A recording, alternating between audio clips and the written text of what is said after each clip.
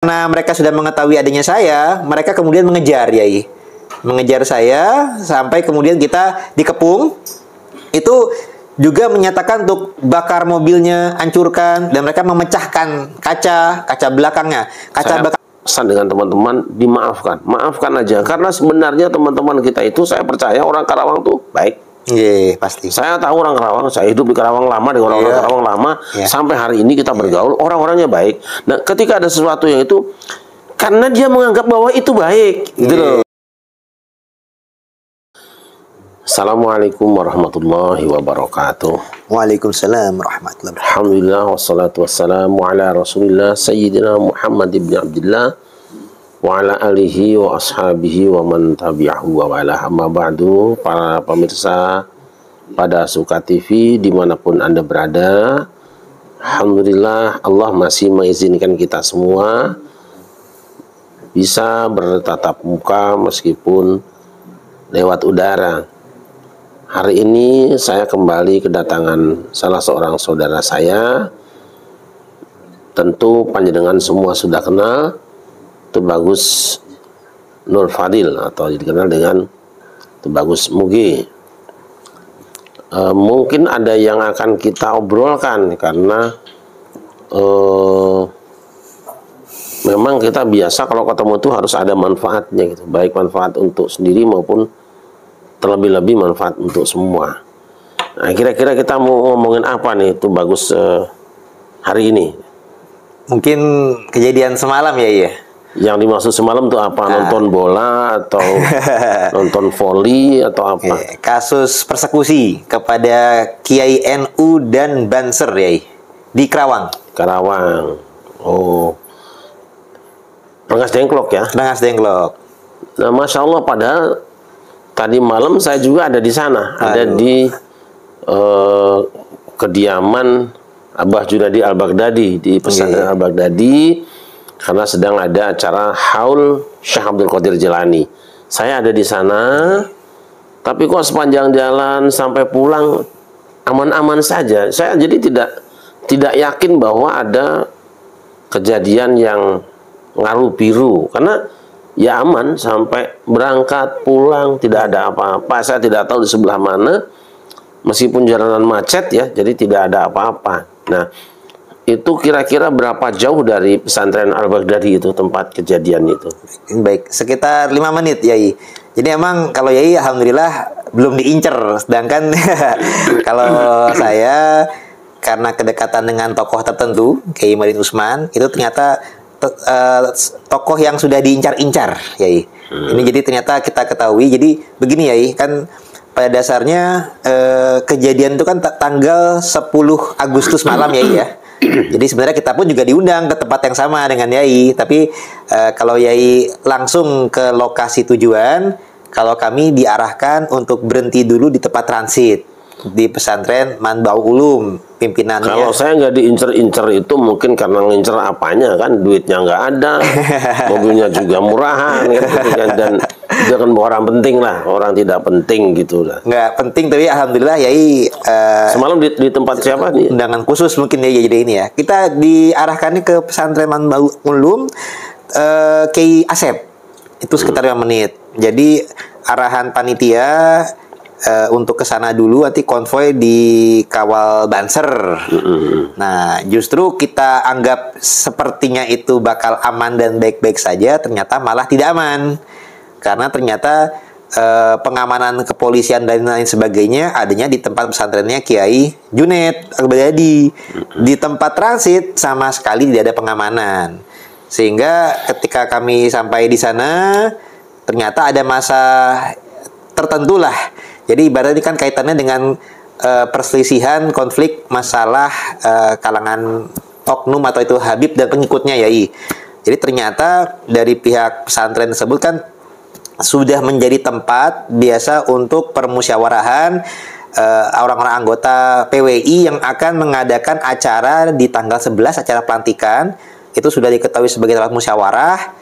Jadi sudah menjadi tempat incaran ternyata. Nah, ketika ada undangan di tanggal 10 oleh Kiai Junaid yang juga dianggap sebagai tokoh kasepuhannya bagi PWI di Karawang, itu udah ada sepengetahuan mereka, Kiai Imad, tokoh yang meneliti nasab Ba'alawi, ini direncanakan diundang hadir. Nah, sehingga ini para pendukung-pendukung Habib Ba'alawi itu sudah mengincar-ngincar, bahkan saya ketahui belakangan mereka sudah mengancam kepada pemilik pesantren Manbaul Ulum yang selaku tempat musyawarah tersebut, Yai, itu bahwasanya ada upaya untuk membunuh Kiai Imad, bahkan untuk memenggal kepala Kiai Imad. Jadi sudah masuk ke tingkat takfiri, mengkafirkan golongan lain dan menghalalkan darahnya. Jadi ketika kami sampai di lokasi transit, Yai, itu kami ngopi dulu, mau masuk ke mobil, ternyata sudah ada masa mereka yang mereka mencari-cari ada Imad nggak, kayak sweeping, Yai. Kayak sweeping, ketika tidak menemukan Kiai Imad, mereka kemudian mengenal saya, Mogi segala macam. Mulailah berupaya menarik saya apa segala macam, tapi saya bisa meloloskan diri.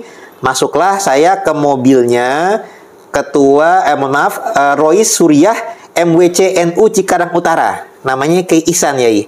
Masuk ke dalam mobil beliau, saya di sana bersama supirnya, beliaunya, bersama istri saya, dan juga dengan Kiai Asep dan santri. Jadi Kiai Asep pun tuh yang pemilik pondok pesantren Manbaul Ulum juga ikut bersama kami, dan kami juga kemudian ada rombongan lain tuh, juga ada Ki Anom, juga ada Banser. Tapi karena mereka sudah mengetahui adanya saya, mereka kemudian mengejar, Yai. Mengejar saya sampai kemudian kita dikepung. Itu juga menyatakan untuk bakar mobilnya, hancurkan, dan mereka memecahkan kaca belakangnya. Kaca belakang itu, Yai, padahal ada simbol NU. Jadi ini kan ibaratnya mereka tidak menghargai simbol NU, tetap dipecahkan. Spion juga kena, dan juga anggota Banser 2 orang pun dipukuli sampai dengan bonyok-bonyok, Yai. Jadi ini kami prihatin, waduh, ini NU adalah organisasi Islam terbesar di Indonesia, bahkan mungkin di dunia, karena jumlah umat Islam terbaik di dunia di Indonesia.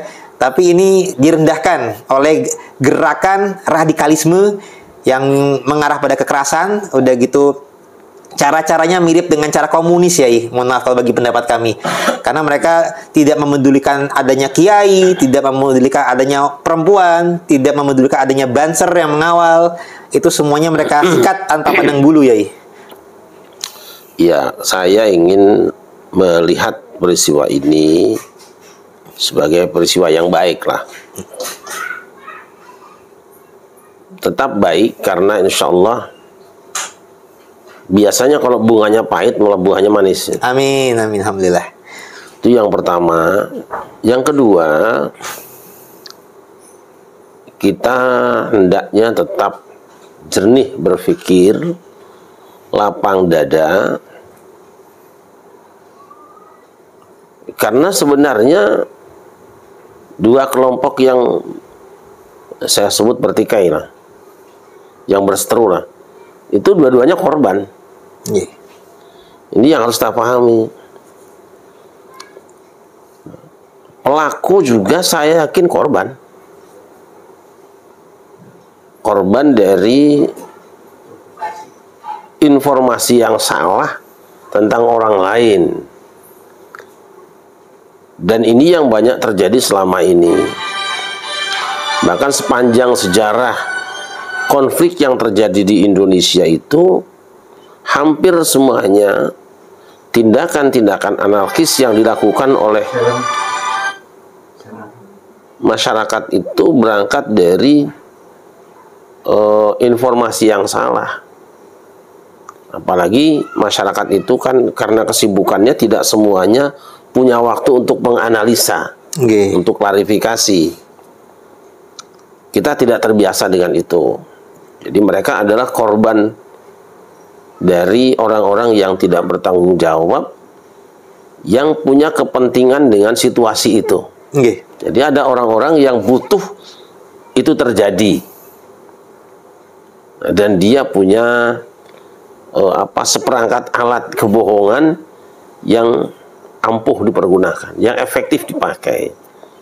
Jadi kita harus, menurut saya ya, memaafkan para pelaku yang ada di lapangan.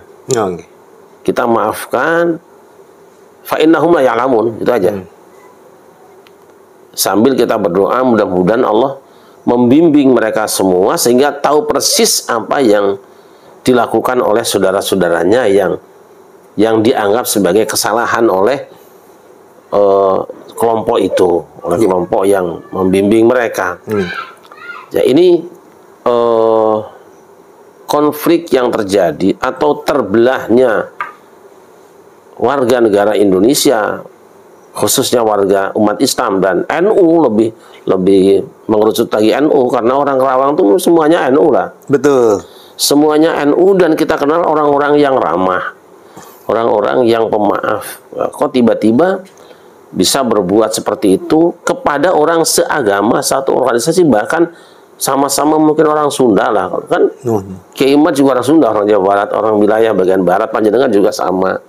Ini pasti ada apa ya? Ada sesuatu yang masuk ke telinganya yang salah itu. Ada yang salah. Karena yang masuk telinga seseorang itu dibandingkan dengan racun yang masuk mulutnya lebih bahaya yang masuk telinga.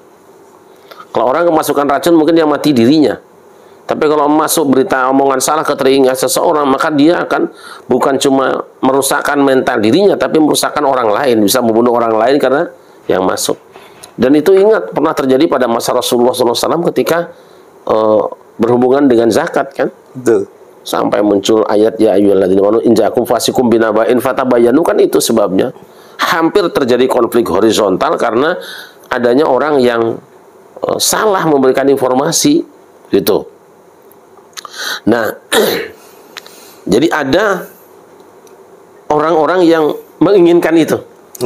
Ada orang yang menikmati itu. Percaya aja. Ya. Siapa? Biasanya setan. Karena dulu Adam dan Hawa itu kan rukun. Iya, iya. Rukun di sorga, sedang enak-enaknya. Nah, tapi kedatangan tamu, setan, berantakan ya. Yeah. Disintegrasi rumah tangganya itu. Yeah. Nah, si setan itu adalah simbol sebenarnya, dia simbol juga bagi orang yang memang terkalahkan, tersisihkan, ya, dibuang sampai keluar dari surga, gitu kan? Yeah. Kecewa dia. Maka apa yang dilakukan oleh setan itu bagaimana supaya penghuni surga itu berantakan? Supaya Adam dan Hawa berantakan. Betul. Dan memang salah satu misi setan itu apa? Yuridu syaitan ayyuqi'a bainakumul adawata wal baghdha. Yang diinginkan oleh setan itu adalah permusuhan dan saling membenci satu dengan yang lain. Soal sarananya ada minuman keras, ada juga yang lainnya, kan? Yeah. Nah, itu jadi ada yang menginginkan itu terjadi karena dia menikmatinya itu. Yeah. Menikmati itu. Dia tidak ingin negeri ini tenang, ada. Yeah, yeah. Dia tidak ingin bahwa anak-anak bangsa ini tenang. Nah, sesama orang Indonesia yang sedang tenang-tenang kok ada yang tidak senang gitu loh. Betul. Betul. Maka ya mungkin itu bukan orang Indonesia, saya kira. Yeah, rasanya bukan orang Indonesia, insyaallah ya. Insyaallah. Ya, kita tetap jaga keutuhan NKRI, siapapun kita, apapun etnis kita, selama kita masih NKRI, waspada. Sepakat ya, waspada. Jangan sampai kita mudah percaya dengan omongan orang. Seliweran ini banyak banget sekarang. Jadi saya ingin mengatakan bahwa mereka korban, panjenengan juga korban. Nah, yang tukang jualan korban ini siapa? Nah, ini masalahnya. Itu. Nah, jadi fokus kita tidak kepada orang-orang yang memang diadu dengan kita, tapi kita pelajari sebenarnya siapa yang menginginkan kita berkelahi. Karena mereka juga korban. Korban dari ketidaktahuan. Karena mungkin yang beritahu itu orang-orang yang selama ini pantasnya bisa dipercaya. Kan gitu. Kalau jenderal kan pantasnya bisa nembak gitu. Gitu kan. Jadi mereka percaya saja. Kalau kiai pantasnya ya bisa dipercaya. Kalau ulama ya pantasnya bisa dipercaya. Dari pantas itulah kemudian orang-orang menerima informasinya gitu. Saya kira itu. Betul-betul ya. Ya, dan itu saya juga teringat kasus kayak di Banyuwangi itu gitu ya. Ada tuh seorang oknum lah ya. Itu pantasnya kan dipercaya. Nah, dia tuh sebenarnya terlilit hutang itu. Nah, kalau terlilit hutang, dia malah mendoktrin muridnya bahwasanya dia sedang ditagih oleh rentenir, sehingga malah ngomongnya tuh darahnya halal, sampai dibunuh yang memberikan hutang tuh dengan yang dibakar semobil itu kan? Iya. Oh itu siapa Pak? Habib Hinduan ya? Al Hinduan. Jadi itu artinya dia bisa menggerakkan massa karena massa itu percaya kepada orang tersebut yang kata Yai tadi disangka benar. Ya punya layak pantasnya begitu, sehingga orang terdoktrin sedemikian rupa hingga bisa berbuat hal yang salah karena percaya kepada, jadi korban tadi ya, korban kepada ya tanda kutip gurunya yang disangka benar, yang pantasnya benar, ternyata malah nyuruh yang nggak benar. Nah ya seperti saat ini ya saya lihat juga kira-kira kurang lebih seperti itu ya. Tapi alhamdulillah kami diberikan keselamatan, kami juga bisa kembali ke tarik mobil itu bisa, kami bisa keluar, bisa berbalik arah, kami masuk ke dalam pesantren dan menunggu pengamanan polisi. Insya Allah kami selamat dan kami insya Allah tetap semangat ya. Karena bagi pandangan kami ini, kita justru menjaga keutuhan NKRI harga mati ya. Kita itu prihatin akan kelompok-kelompok yang mengajarkan radikalisme, mengajarkan caci maki, kekerasan, dan itu diajarkannya melalui ceramah kepada masyarakat. Nah, harusnya kan namanya tokoh-tokoh seperti itu, seperti kata Yai tadi, memberikan contoh yang baik, Yai. Islam ini agama yang damai, rahmatan alamin, yang ramah, bukan marah-marah, caci maki kepada sama. Tapi kok ini malah memutarbalikkan ajaran Islam, dia balikan menjadi ajaran kok yang bengis, yang tidak beradab, malah jadi biadab, caci maki. Nah, ini kan kami lihat juga dalam MUI sudah ada 10 kriteria yang sesat. Ini mereka sampai dengan masuk 5 kriteria sesat ya, sampai melecehkan dan merendahkan Nabi, tidak sesuai dengan rukun iman, tidak sesuai dengan rukun Islam, kemudian juga mengkafirkan. Nah, bahkan kemarin itu ya, takfiri mengkafirkannya itu sampai dengan kami lihat sampai merasa boleh menghalalkan darah sesama umat Islam yang berbeda pandangan dengan mereka. Padahal kan tuh harusnya ya kita sekedar menyajikan suatu kajian yang sifatnya ilmiah, diterima silakan, enggak juga silakan. Tapi apabila tidak terima, mbok yao counternya ya secara ilmiah saja, diskusi ilmiah, bukan dengan cara emosi, kemudian malah berupaya melakukan tindakan kekerasan, demonstrasi, bahkan anarkis ya, bahkan menghalalkan darah orang lain. Ini kan sangat tidak sesuai dengan ajaran agama Islam. Jadi kami harap nih bisa menjadi perhatian bersama bagi kalangan ulama umaro. Hal-hal seperti ini harus diwaspadai karena tidak sesuai dengan Pancasila juga ya. Di mana Pancasila ini kan mengajarkan kemanusiaan adil beradab, keadilan sosial bagi seluruh rakyat Indonesia. Juga sila keempat harus ada dengan melalui musyawarah. Kalau di Islam dengan tabayun, bukan dengan cara yang tidak mau diskusi, tidak mau musyawarah, tapi menggerakkan anggota-anggotanya atau pengikut-pengikutnya untuk gerakan radikalisme secara emosional. Yang harusnya itu ada diskusi ilmiah, malah dengan tindakan yang emosional anarkis ya. Ya memang kita ini umumnya senang dibohongin. Siapa yang tidak tahu bahwa film itu bohong? Tapi kita senang. Dan kita senang dengan kekerasan. Meskipun kita sendiri tidak mau jadi korban kekerasan. Coba film laga, banyak penggemarnya. Tapi kalau cuma film orang salaman, halal bihalal, itu nggak seneng, nggak ada yang seru. Jadi sebenarnya kita sudah dibentuk mindset kita supaya seneng dengan kekerasan, dengan membenci orang. Dan itu masuk dalam dunia dakwah. Di dunia dakwah itu kalau orang ngomong kenceng, tuh dianggap sebagai itu benar dan baik, gitu loh. Padahal betul-betul menyelesaikan masalah. Dakwah yang baik itu adalah menyampaikan nasihat yang menyelesaikan masalah umat. Tetapi yang terjadi, ada orang yang ketika berbicara itu sebenarnya bisa tidak dengan suara kencang. Bisa, rukun Islam itu 5, enggak kan enggak kudu kencang. Rukun Islam itu 5 kan sama. Betul ya. Tapi ada orang yang memang senang penampilan kekerasan gitu. Itu cerminan dari memang jiwanya yang senang dengan keras, ya kan. Sama kita nyembelih binatang, itu harus dipancung, kan? Cukup binatang kita pegang tajam goloknya, harus dipancung dah. Tapi kita kadang-kadang senang aksi, senang aksi. Nah, tradisi senang aksi itu kemudian membentuk jiwa kita. Senang kalau orang menyampaikan sesuatu dengan keras, seakan-akan dianggap itu benar. Tidak selamanya padahal. Nah, itu kemudian membentuk karakteristik kita yang menjadi senang dengan kekerasan. Lagi saya ulangi, saya pesan dengan teman-teman, dimaafkan. Maafkan aja. Karena sebenarnya teman-teman kita itu, saya percaya orang Karawang tuh baik.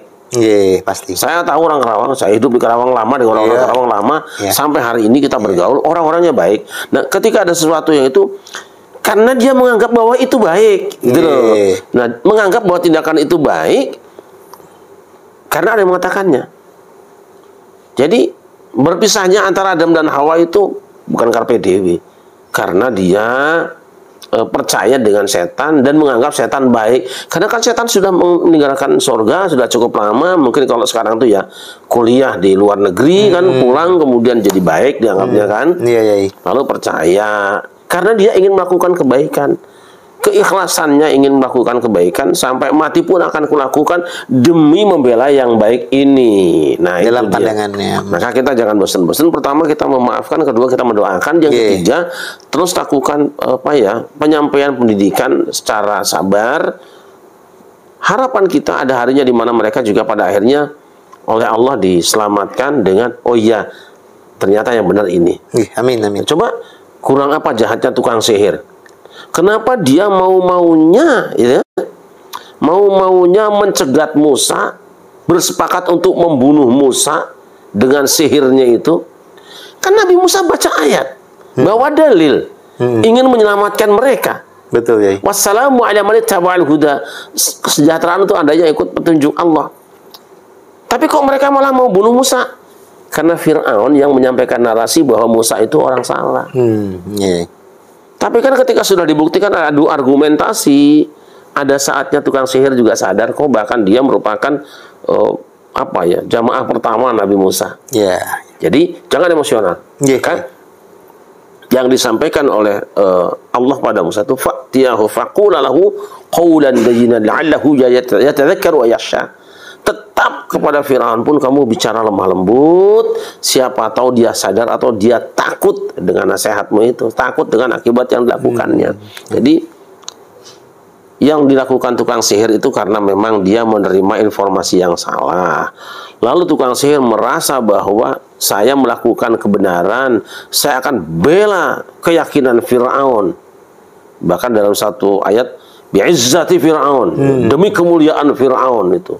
Seakan-akan tawasulan dengan Fir'aun itu kan, karena dianggap bahwa ini benar dan Musa salah. Maklum karena sudah sekian lama Bani Israel itu mempertuhankan Fir'aun. Sudah cukup lama, kok tiba-tiba suruh pindah nyembah Allah, kan tidak mungkin. Betul gitu. Jadi sabar saja. Bahwa mungkin tidak banyak yang kemudian menemani dalam dakwah ini karena satu memang tidak menarik, kedua tidak ada yang ngongkosi, ketiga juga beresiko. Percayalah, masih ada satu tongkat yang bisa kalian pegang. Tongkat Musa itu yang akan menemani. Sekuat apapun manusia berjuang, tidak akan bisa memenangkan perjuangannya. Yang memenangkan kadang-kadang bukan pasukannya. Tenggelamnya Firaun juga karena tongkatnya Musa kan. Takluknya tukang sihir juga karena tongkatnya kan. Bukan karena hebatnya Musa. Kesadaran itu yang seharusnya ada pada orang-orang yang sedang berjuang, sadar bahwa engkau nggak ada kekuatan kok. Seorang Muhammad wa marumaita izrumaita walakin Allah rama. Muhammad, ketika aku lemparkan panah bukan kamu yang lemparkan kok. Yang melemparkan sebenarnya Allah. Orang melihat kok yang bergerak itu tangan Rasulullah.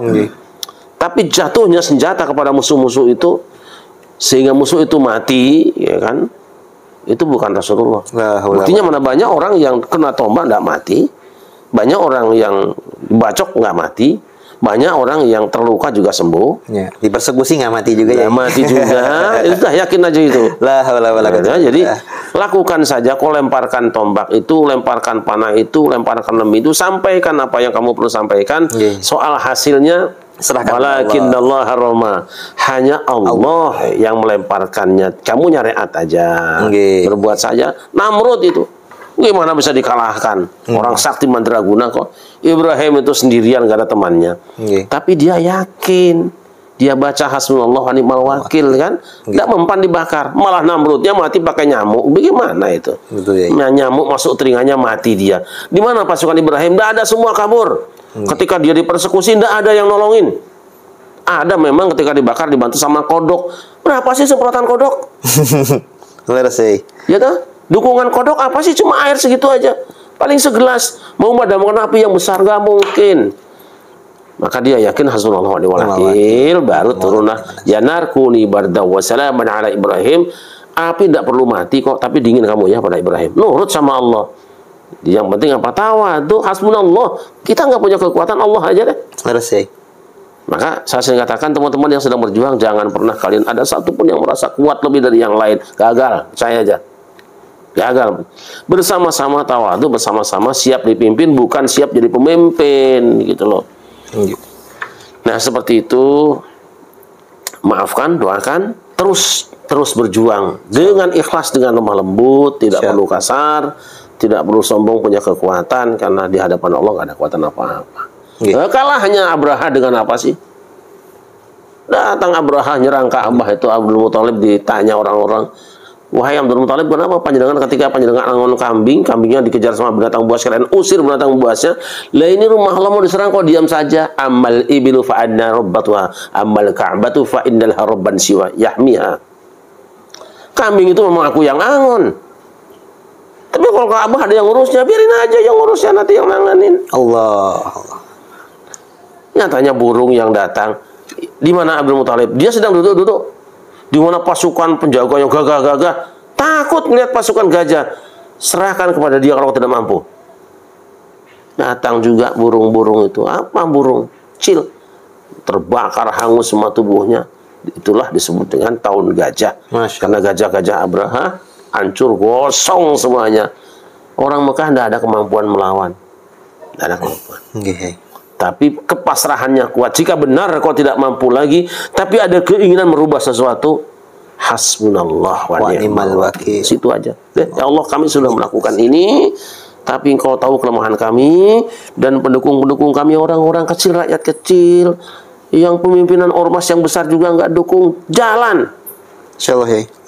Gitu aja, nggak masalah. Gajah-gajah nanti juga akan tumbang sendiri kalau burung sudah datang di situ. Amin ya Allah. Jadi maafkan. Kita berharap mereka adalah kemarin jadi tukang sihir, tapi besok menjadi wali-wali Allah. Amin ya Allah. Amin. Menemani kita. Jangan emosi, jangan marah. Saya tahu orang Karawang. Ya. Saya biasa tidur di Karawang, biasa makan di Karawang. Jadi kalau ada sesuatu yang ini kayaknya bukan Karawang asli, ini pasti ada yang nyurup nih. Ya kan? Ada yang nyurup lah. Ada setannya ya, yang menggoda. Ya, ada yang nyurup lah, percaya. Siapapun dia. Gitu. Dia. Sangat itu berharga sekali ya. Inilah Islam yang sejati, ajaran Islam yang sejati seperti ini. Saya harapkan teman-teman yang memang sedang berjuang, kita kan disuruh berjamaah, pahalanya besar. 27. Artinya apa sih? Berkumpul, sering-sering silaturahim itu perolehannya besar. Jangan pada bikin musola sendiri-sendiri. Sekarang ini pada bikin musola sendiri-sendiri. Udah begitu pengerasnya kenceng-kencengan. Habis biaya. Padahal yang kita butuhkan adzan cuma satu. Tapi pada bikin musola. Karena pengen jadi ketua DKM musola. Pengen jadi imam musola. Saya bilang, orang yang berjuang itu harus siap dipimpin. Tidak pengen jadi pemimpin. Karena yang penting apa? Bukan posisi, tapi fungsi. Jangan pernah kita merasa bahwa jadi pentil itu hina. Oh, nggak bisa ngelinding mobil itu kalau nggak ada pentilnya. Berapa sih harganya? Nggak apa-apa, orang nggak menghargai kita. Tapi orang tahu bahwa kita dibutuhkan mereka. Benar. Gitu loh. Apa yang paling mahal? Jok karena didudukin sama artis? Enggak juga. Itu kan hanya fungsi kecil betulnya. Diganti papan biasa juga bisa. Benar ya. Tapi yang paling penting adalah itu tadi, bahwa kita semua berfungsi. Saya selalu ajak teman-teman, tolonglah semuanya siapkan dirimu untuk menjadi orang yang siap diperintah, siap jadi anggota, siap kerja semampunya. Jangan pernah berpikir aku ingin jadi apa, jangan. Karena Allah sudah menentukan makommu itu sesuai dengan halmu gitu loh. Keadaanmu itu menempatkan dirimu di mana. Saya kira itu ya. Terima kasih, Mas sangat ya. Coba dicari teman kita yang kemarin mempersekusi itu, anjang sanalah, anjang sana. Saya yakin di hatinya paling dalam, asal tahu bahwa ini kebaikan, gak akan seperti itu. Insya Allah. Gak akan seperti itu. Saya juga kalau punya waktu saya ingin mencari juga, karena ini saudara saya juga sama. Jangan sampai ada kesan saya hanya bareng dengan tuh bagus doang. Saya bisa juga kenal dengan yang tuh bagus juga bisa. Biasa saja karena bagus ukurannya kan bukan dari Betul, itu ya. betul ya. Fungsinya Betul, kita ya. cari tongkat-tongkat tadi, ajaklah angon kambing, ajaklah terima wahyu di Bukit Tursina, Masya Allah. ajaklah bertemu Fir'aun. Kemana saja itu tongkat dibawa oleh Musa, tidak pernah merasa hina. Ngerasa ya. Gitu. Nyatanya kita butuh. Gitu kan. Nggih. Saya kira itu, teman-teman semua sabar. Tapi pada sisi lain berarti kita masih kurang gencar dalam menyuarakan kebaikan. Berarti apa? Fiqh dakwah kita harus diperbaiki. Produk yang bagus kurang iklan, banyak yang busuk di tempat. Ngerasa ya. Marketingnya juga Marketingnya ya. kurang marketingnya. Dakwah itu kan marketing, Nggih. mengkampanyekan kebaikan. Kita tetap ingin bahwa NKRI ini utuh, apapun yang terjadi biar itu lewat, tapi kita akan berjuang supaya hal yang sama tidak akan terjadi di hari yang akan datang. Amin ya Dan Allah. kita akan menikmati kedamaian apapun fungsi kita, terserah. Tidak penting mau jadi apa saya, jadi taruh di mana saya, tidak apa-apa. Taruh dulu di bawah juga biasa aja. Yang penting damai, gitu aja. Amin. Ini yang diusahakan oleh pada suka. Di sini suka, ini suka, pada suka, itu kita cari itu aja. Nggih. Capek lah. Sehebat-hebatnya musim perang lebih senang damai kan? Betul. Iya. Perang, menang. Walaupun menang capek. Mendingan damai. Pidato kan, mau pidato, foto-foto udah enak banget. Ya, itu aja. Nggih, matur nuwun sangat ya. Saya mohon maaf juga karena semalam saya ada di situ di Al-Baghdadi. Kemudian jam 1 baru saya pulang. Alhamdulillah ternyata aman, nggak ada apa-apa toh. Nggak ada apa-apa. Pulang karena kebetulan subuh harus di Cakung. Kemudian jam 8 sudah harus di Brawijaya. Jadi saya tidak sempat nengok kemana-mana. Tidak bertemu juga dengan teman-teman yang katanya mempersekusi. Saya belum yakin betul karena tidak melihat kan. Nggih. Tidak melihat. Tapi apapun yang terjadi, kembali lagi. Kita panjenengan mereka sama-sama korban. Nggih. Cuma ini korban dari mereka juga korban dari yang lain. Nggih. Kita bisa membayangkan bagaimana ketika dalam cerita walaupun bohong mungkin ya, orang yang digigit oleh apa? Vampir, maka dia akan menggigit yang lain. Nggih. Dia akan makan korban berikutnya. Mari kita ruqyah yang baik supaya tidak ada vampir-vampir yang baru. Insyaallah. Gitu kan. Amin. Yang sudah kena kita sembuhkan, kita obati, ya gitu aja. Saya kira itu. Nggih, matur nuwun sangat ya. Bahwa nanti ada proses hukum supaya polisinya bekerja lah. Ah ya. Itu aja. Selama ini kan polisi jarang ketemu rakyat juga kan. Nggih. Ketemu paling cuma Maulid. Dia sekali-kali ketemu. Betul. Kita nanti ngobrol bareng. Betul. Syukur kalau misalnya ketemu pelakunya. Ayo kita ajak ngopi bareng. Nggih. Supaya juga negara tetap terjaga stabilitas keamanannya lah. Iya. Kalau orang lain nggak mikirin negara kita, nggak mikirin. Nggih. Yang mikirin ya kita. Anak-anak kita sendiri mungkin mereka lebih muda dari kita. Ketika kita tidak ada, mereka akan melanjutkan kebiasaan baik kita menjaga negeri ini kan. Betul. Itu aja. Betul. Kalau tidak juga mereka mungkin anak cucunya nanti juga bisa bersemu dengan anak cucu kita semua. Betul. Itu aja. Jangan memperpanjang permusuhan lah. Nggak baik. Nggak baik. Hanya satu yang boleh jadi musuh kita. Inna syaitana lakum aduwwun fattakhidhuhu aduwwa. Innama yad'u hizbahu liyakunu min ashabis sa'ir. Setan itu musuh kamu. Kalau dia sampai kapanpun perlakukan sebagai setan. Jadi hanya ada setan yang dimusuhi. Yang bukan setan tidak usah dimusuhi. Yang kesurupan setan diruqyah, begitu aja. Rumah ada setannya diusir rumahnya. Setannya bukan rumahnya. Itu aja. Kita semua rawan kesurupan setan. Ya kan kalau orang apa namanya terbiasa makan banyak dibuang-buang juga kan itu ikhwana syayatin, saudaranya setan. Mubazir. Tidak mungkin setan punya saudara kalau bukan setan kan. Nggih. Gitu. Kita biasa aja. Jadi teman-teman yang tadi malam terjadi sesuatu di Karawang dengan saudara saya tuh Bagus Muge, juga yang Kiai Ihsan, Kiai Ihsan, Roy Surya, MWCNU, ayo kita Karang Utara, dan Banser juga. Banser kita berpikir kembali untuk kedamaian negeri kita. Ya. Kalau ada sesuatu yang tidak nyaman, jangan mudah percaya dengan kata orang. Saya gitu, saya benci dengan seseorang saya temui. Dulu, maaf saya mampir ya, ini ingat, saya tuh benci dengan Gus Dur. Karena pemikirannya seperti itu. Benci karena beliau pernah mengatakan sesuatu. Kalau tidak salah di media Indonesia tahun 98. Saya dengan teman-teman datang ke sana, membawa bekal kekecewaan. Buat tabayun tapi ya. Tapi tabayun. Saya di sini, Gus Dur di sini, teman-teman di situ.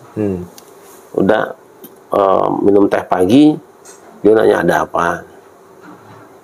Ya kita pokoknya udah menyiapkan 100 jurus lah gitu, berpuluh jurus untuk menjatuhkan statement dia. Dan karena anggapan bahwa dia mengatakan sesuatu yang nggak benar. Tetapi setelah diklarifikasi, saya baru tahu yang salah saya. Karena apa? Yang kita baca cuma dari koran, lalu kita pahami, menafsirkan hati orang. Nggak boleh. Begitu disampaikan, gini, benar. Tapi kalau orang yang tidak mau klarifikasi, pasti abadi dalam kebencian. Contoh lain, ini penting saya sampaikan untuk saudara-saudara saya supaya terbiasa untuk klarifikasi, terbiasa untuk tetap silaturahmi, jangan menghamburkan energi kebencian. Nanti rugi sendiri benar. Lebih baik energi itu digunakan untuk yang lain lah. Misalnya Gus Dur pernah dulu memberikan solusi tentang bangunan satu masjid yang nggak selesai-selesai. Dia tanya, apa masih ada dana porkas? STSB, judi itu. Masih ada. Itu aja. Biar cepat selesai masjidnya. Orang marah semua kan. Gus Dur diam aja. Ini kiai kafir, kiai munafik, kiai setan, kiai dajjal. Mosok bangun masjid pakai duit judi. Diam aja. Ya kita kan tidak mampu. Mampu, ya selesai kan? Selesai, duitnya jadi judinya. Duit porkas nggak jadi datang, masjidnya selesai. Jurus itu nggak kepikir.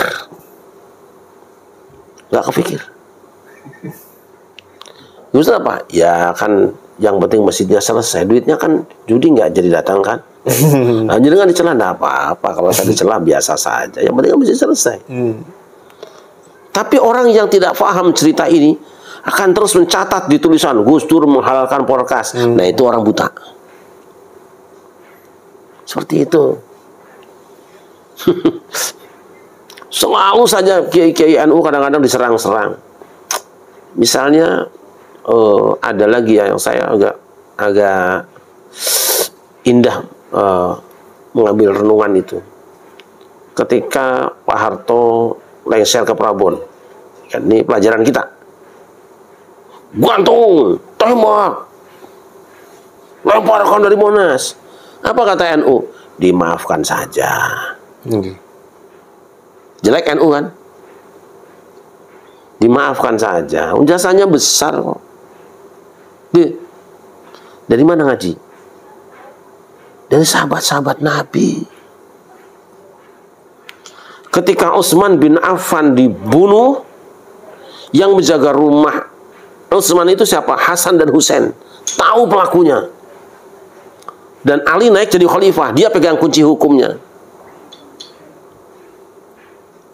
Jadi kalau orang hanya menduga-duga pelakunya Ali tahu persis anaknya yang rondain kok. Gitu. Tapi Ali tidak segera mengeksekusi pelakunya.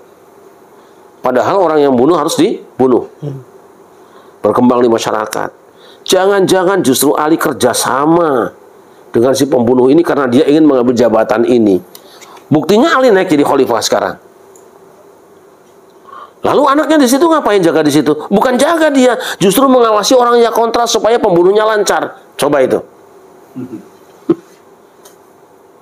Ali cerdas. Dia tidak melakukan pembunuhan, tidak mengeksekusi, tidak mengkisos pelaku pembunuhan Khalifah Utsman. Bukan tidak tahu dalilnya, dia hafal Quran kok. Bukan tidak mengamalkan Quran. Iya tentu mau, dia orang tegak kok. Malah kemana saja dia bareng. Tetapi dia analisa. Dampak pelaksanaan hukum ini siap ke masyarakat. Yang membunuh Utsman beberapa orang saja. Tetapi dia mewakili sebuah kelompok besar. Karena memang negara dalam keadaan terpecah kekuatan politiknya. Andai si pelaku dieksekusi, terjadi perang saudara. Mana yang lebih baik?